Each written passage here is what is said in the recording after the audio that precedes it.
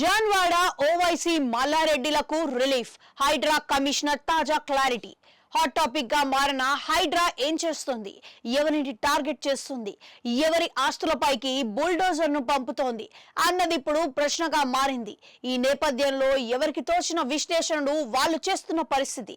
ఇలాంటి వేళ అందరూ ఆసక్తిగా ఎదురు చూస్తున్న 3 ఆస్తులు ఇప్పుడు హాట్ టాపిక్ గా మారాయి. అందులో ఒకటి మాజీ మంత్రి కేటీఆర్ ఆధీనంలో ఉన్న జన్వాడ ఫామ్ హౌస్. ఓవైసీలకు చెందిన విద్యా సంస్థ మల్లారెడ్డి వర్సిటీకి చెందిన భూముల విషయంలో హైడ్రా ఎలాంటి నిర్ణయం తీసుకుంటున్నది చర్చగా మారింది. ఇందుకు తగ్గట్లే మంగళవారం హైడ్రా ఇరిగేషన్ రెవెన్యూ అధికారులు ఆయా చోట్ల పర్యటించడంతో వాతావరణం వేడెక్కింది. ఏ క్షణంలో అయినా హైడ్రా బుల్డోజర్ రంగంలోకి దిగటం ఖాయమని, ఏ తెల్లవారుజామునో కూల్చివేతలు షురూ కానున్నట్లుగా ప్రచారం జరిగింది. అయితే ఇదేమీ ఉండదన్న విషయంపై హైడ్రా కమిషనర్ క్లారిటీ ఇవ్వటం గమనార్హం. రాజకీయ చదరంగంలో హైడ్రా పావుగా మారదలుచుకోలేదని హైడ్రా కమిషనర్ రంగనాథ్ స్పష్టం చేస్తున్నారు.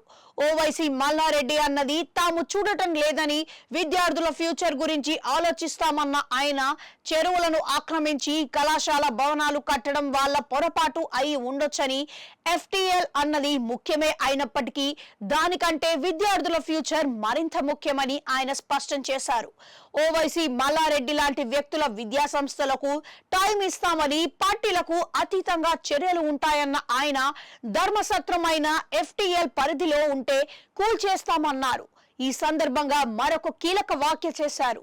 హైడ్రా నోటీసు ఇవ్వదని కూల్చేయటమే చేస్తుందన్నారు. నగరంలోని పలు చెరువులు, పార్కుల ఆక్రమణలపై పలువురు బీజేపీ కార్పొరేటర్లు హైడ్రా కమిషనర్ ను కలిసి కంప్లైంట్ ఇచ్చిన సందర్భంగా కీలక వ్యాఖ్యలు చేశారు. ఇదిలా ఉంటే జాన్వాడలోని కేటీఆర్ ఆధీనంలోని ఫామ్ హౌస్ మీద చర్యల మాటేమిటి అన్నది ప్రశ్నగా మారింది. దానిపైన క్లారిటీ ఇస్తున్నారు. తాజాగా జాన్వాడ ఫామ్ హౌస్ ను ఇరిగేషన్ శాఖ అధికారులు పర్యటించడం, అక్కడి వాస్తవ పరిస్థితుల్ని మన్నింపు చేసేలా దరిమిలా చర్యల బుల్డోజర్ వెళ్లే అవకాశాలు తక్కువగా ఉన్నట్లు తెలుస్తోంది. దీనికి కారణం ఫామ్ హౌస్ కాంపౌండ్ గేటు మినహా ఫామ్ హౌస్ ఎఫ్టీఎల్ పరిధిలో లేకపోవటం. 111 జీవో పరిధిలోకి రావటమే కారణంగా చెబుతున్నారు. ప్రస్తుతం ఎఫ్టీఎల్ ను ఆక్రమించుకున్న కట్టడాలు, నిర్మాణాల మీదనే బుల్డోజర్ పంపాలని భావిస్తున్నారు.